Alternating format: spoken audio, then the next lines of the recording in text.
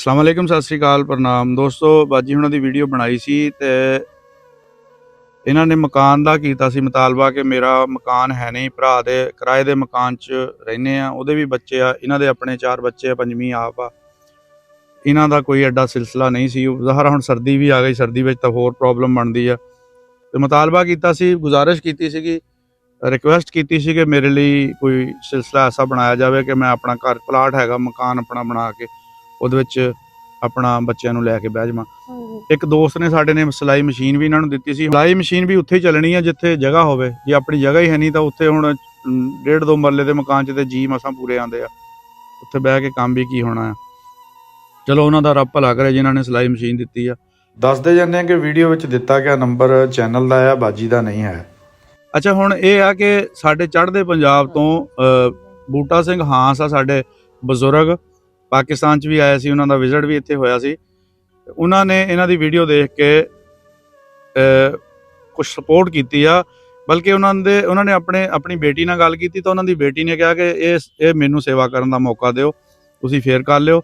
ਉਹਨਾਂ ਦੀ ਬੇਟੀ ਹੈਗੀ ਆ ਸਾਡੀ ਭੈਣ ਮਨਜੋਤ ਕੌਰ ਗਰਾਇਆ।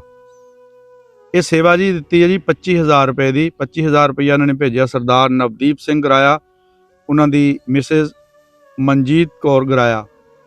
ਬੂਟਾ ਸਿੰਘ ਹਾਂਸ ਉਹਨਾਂ ਦੀ ਬੇਟੀ ਹੈ ਜੀ ਇਹ, ਤੇ ਸਰਦਾਰ ਨਵਦੀਪ ਸਿੰਘ ਗਰਾਇਆ ਹੋਣੀ ਉਹਨਾਂ ਦੇ ਜਵਾਈ ਆ, ਦਾਮਾਦ ਜਿਹਨੂੰ ਆਪਾਂ ਕਹਿੰਦੇ ਆ, ਪ੍ਰਾਹੁਣਾ ਕਹਿ ਲੈਂਦੇ ਪੰਜਾਬੀ 'ਚ।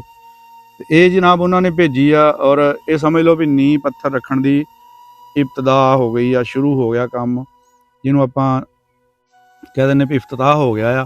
ਹੁਣ ਇਹ ਆਪਣਾ ਥੋੜ੍ਹਾ ਬਹੁਤਾ 25,000 ਰੁਪਏ ਨਾਲ ਚਲੋ ਇੱਟ ਜਿੰਨੀ ਕੁ ਆਉਂਦੀ ਉਹ ਮੰਗਾ ਕੇ ਥੋੜ੍ਹਾ ਬਹੁਤਾ ਆਪਣਾ ਸਿਲਸਿਲਾ ਸ਼ੁਰੂ ਕਰ ਲੈਣਗੇ। ਉਸ ਤੋਂ ਬਾਅਦ ਫਿਰ ਇਹਨਾਂ ਦੀ ਜਿਹੜੀ ਆ ਨਾ ਉਹ ਮੈਂ ਸਾਰਿਆਂ ਦੋਸਤਾਂ ਅੱਗੇ ਅਪੀਲ ਕਰਦਾ ਕਿ ਉਹ ਜਿੰਨੇ ਵੀ ਥੋੜ੍ਹਾ ਕਰਕੇ ਇਹਨਾਂ ਦੇ ਬੈਂਕ ਅਕਾਊਂਟ ਦੇ ਵਿੱਚ, ਅਸੀਂ ਬੈਂਕ ਅਕਾਊਂਟ ਇਹਨਾਂ ਦੇ ਜੈਨੂਇਨ ਕੇਸ ਆ, ਕੋਈ ਫਰਾਡ ਨਹੀਂ ਹੈਗਾ। ਅਸੀਂ ਨਾ ਤੇ 2 ਨੰਬਰ ਕੰਮ ਕਰਦੇ, ਨਾ 2 ਨੰਬਰ ਬੰਦੇ ਨਾਲ ਚੱਲਦੇ ਹਾਂ।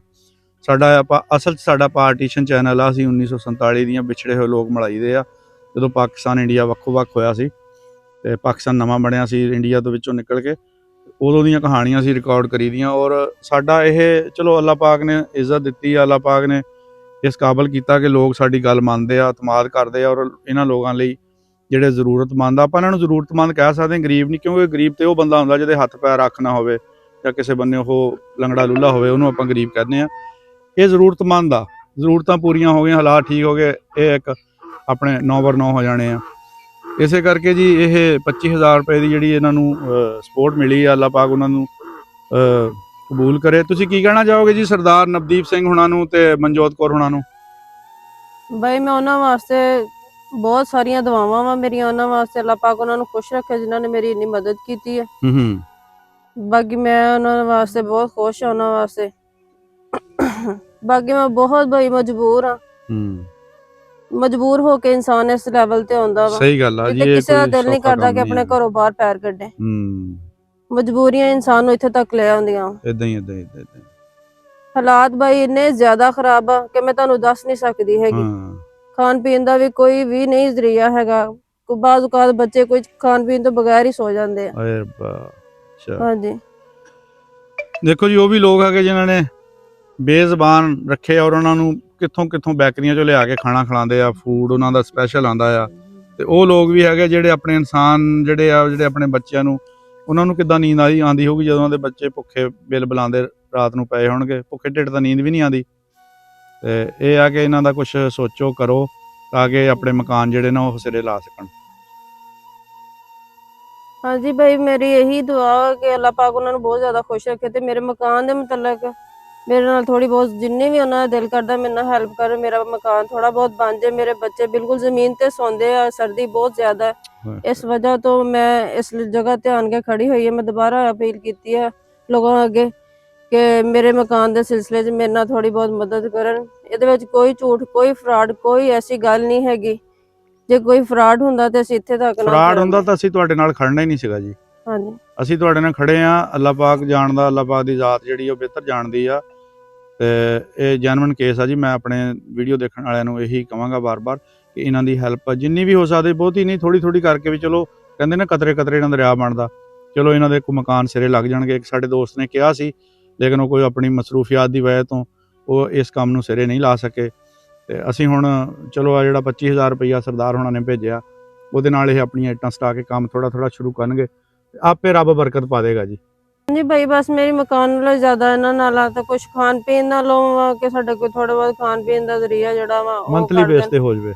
ਹਾਂਜੀ, ਹਾਂ ਕੋਈ ਮੰਥਲੀ ਬੇਸ ਤੇ ਹੋ ਜਾਵੇ, ਜਿਹੜਾ ਕੋਈ ਸਾਨੂੰ ਮੰਥਲੀ ਕੋ ਥੋੜਾ ਬਹੁਤ ਦੇ ਦੇਣ, ਜਿਹਦੇ ਨਾਲ ਸਾਡੇ ਗੁਜ਼ਾਰਾ ਹੋ ਸਕੇ। ਬੱਚੇ ਹਲੇ ਛੋਟੇ ਆ, ਜੇ ਭਾਈ ਬੱਚਾ ਬੜਾ ਹੁੰਦਾ ਤੇ ਫਿਰ ਕਦੀ ਕੋਈ ਵੀ ਇਹ ਰੌਲਾ ਨੌਬਤ ਨਹੀਂ ਨਹੀਂ ਆਉਣੀ ਹੈ। ਅਸਲ ਜੀ ਕਈ ਵਾਰੀ ਇਨਸਾਨ ਆਪਣੇ, ਇਹਨਾਂ ਦੇ ਮੀਆਂ ਬਹੁਤ ਅੱਛੇ ਆਪਣੇ ਰੋਜ਼ਗਾਰ ਤੇ ਸੀਗੇ, ਹਾਂਜੀ ਭੈਣ ਭਰਾਵਾਂ ਨੂੰ ਪਾਲਦੇ ਇਸ ਦੁਨੀਆ ਤੋਂ ਚਲੇ ਗਏ, ਤੇ ਉਹਨਾਂ ਨੇ ਇਹ ਸੋਚਿਆ ਹੀ ਨਹੀਂ ਸੀ ਕਿ ਮੇਰੇ ਬੱਚਿਆਂ ਦਾ ਇਹ ਸਟੇਟਸ ਹੋਏਗਾ ਮੇਰੇ ਜਾਣ ਤੋਂ ਬਾਅਦ, ਕਿ ਅੱਜ ਉਹਨਾਂ ਨੂੰ ਕੈਮਰੇ ਦੇ ਅੱਗੇ ਖੜ ਕੇ ਮੰਗਣਾ ਪਏਗਾ। ਬਹੁਤ ਬੁਰੇ ਹਾਲਾਤ ਆ ਜੀ, ਬਹੁਤ ਹੀ ਬੁਰੀ ਇਹ ਮਤਲਬ ਸਿਚੁਏਸ਼ਨ ਕਹਿ ਸਕਦੇ ਹਾਂ ਕਿ ਅੱਲਾਹ ਪਾਕ ਕਿਸੇ ਬੰਦੇ ਨੂੰ ਵੀ ਇੰਨਾ ਮਜਬੂਰ ਨਾ ਕਰੇ। ਇੰਨਾ ਸਾਡਾ ਵੀਡੀਓ ਬਣਾਉਣ ਦਾ ਮਕਸਦ ਵੀ ਇਹੀ ਆ, ਲੋਕ ਕਹਿਣਗੇ ਵੀ ਤੁਸੀਂ ਵੀਡੀਓ ਕਿਉਂ ਬਣਾਉਣੇ ਜੇ ਅਗਰ ਇਹ ਗੱਲ ਹੈ, ਪਰ ਹੁਣ ਕੋਈ ਹੋਰ ਦੂਜਾ ਰਾਹ ਵੀ ਕੋਈ ਨਹੀਂ ਹੈਗਾ। ਹੁਣ ਪੂਰੇ ਪਿੰਡ 'ਚ ਇਹਨਾਂ ਨੂੰ ਕਿਸੇ ਨੇ ਨਹੀਂ ਦੇਖਿਆ ਹੈਗਾ ਵੀ ਇਹ ਜ਼ਰੂਰਤਮੰਦ ਆ, ਇਹਨਾਂ ਦਾ ਮਕਾਨ ਬਣਾ ਦਈਏ। ਅੱਗੋਂ ਸਰਦੀ ਆ ਰਹੀ, ਬਾਜੀ ਹੁਣੀ ਰੋਣ ਲੱਗ ਪਿਆ, ਚੁੱਪ ਕਰੋ ਕੁਛ ਨਹੀਂ, ਅੱਲਾਹ ਪਾਕ ਦੀ ਜ਼ਾਤ ਨੇ ਕਰਨਾ ਹੁੰਦਾ ਜੀ। ਇਹ ਬੜਾ ਟਾਈਮ ਮਾੜਾ ਚੱਲ ਰਿਹਾ ਆ, ਅੱਲਾਹ ਨੇ ਕੱਢ ਦੇਣਾ ਇਹ। ਤੇ ਫਿਰ ਜਦੋਂ ਪਿੰਡ ਵਾਲਿਆਂ ਨੇ ਨਹੀਂ ਸੋਚਿਆ, ਤੇ ਫਿਰ ਜ਼ਾਹਰ ਆ ਕੋਈ ਅਗਲੇ ਨੂੰ ਜਿਹੜਾ ਬਿਹਤਰ ਤਰੀਕਾ ਲੱਗਦਾ ਉਸ ਤਰੀਕੇ ਨੂੰ ਉਹ ਅਪਣਾਉਂਦਾ। ਨਾਲੇ ਭੁੱਖ ਅੱਗੇ ਕੋਈ ਜ਼ੋਰ ਨਹੀਂ ਜੀ, ਉਹ ਜਦੋਂ ਬੰਦਾ ਆਪਣੇ ਬੱਚਿਆਂ ਨੂੰ ਭੁੱਖੇ ਦੇਖਦਾ ਨਾ ਤੇ ਬਹੁਤ ਕੁਛ ਕਰ ਜਾਂਦਾ ਆ। ਅੱਲਾਹ ਪਾਕ ਦੀ ਜ਼ਾਤ ਬਿਹਤਰ ਕਰੇਗੀ। ਤੇ ਸਾਡੇ ਦੇਖਣ ਵਾਲੇ ਭਾਈਆਂ ਨੇ ਇਹਨਾਂ ਦਾ ਨਾਲ ਤਾਵਨ ਕਰਨ, ਕਿਉਂਕਿ ਜੇ ਤੈਨੂੰ ਰੱਬ ਨੇ ਦਿੱਤਾ ਨਾ ਜੀ, ਤੇ ਫਿਰ ਉਹਨੂੰ ਰੱਬ ਦੀ ਰਾਹ ਵਿੱਚ ਖਰਚ ਕਰਨ ਲਈ ਵੀ ਵੱਡਾ ਜਿਗਰਾ ਕਰੋ, ਤੇ ਇਹਨਾਂ ਲਈ ਮਦਦ ਦਾ ਜਿਹੜਾ ਸਮਾਨ ਆ ਉਹ ਤਿਆਰ ਕਰੋ ਜੀ। ਅੱਲਾਹ ਪਾਕ ਦੋਨਾਂ ਜਹਾਨਾਂ 'ਚ ਤੁਹਾਡਾ ਭਲਾ ਕਰੇਗਾ ਜੀ। ਇਹ 25000 ਰੁਪਏ ਦੀ ਰਕਮ ਜੀ ਬਾਜੀ ਹੁਣਾਂ ਨੂੰ ਫੜਾ ਦਿੱਤੀ ਆ। ਇਹ ਆਪਣਾ ਗਿਣ ਲਓ ਜੀ ਕਿੰਨੇ ਨੋਟ। ਇਹ ਸਰਦਾਰ ਬੂਟਾ ਸਿੰਘ ਹਾਂਸ ਉਹਨਾਂ ਦੇ ਪ੍ਰਾਹੁਣੇ ਨੇ ਔਰ ਉਹਨਾਂ ਦੀ ਬੇਟੀ ਨੇ ਭੇਜੀ ਹੈ ਜੀ।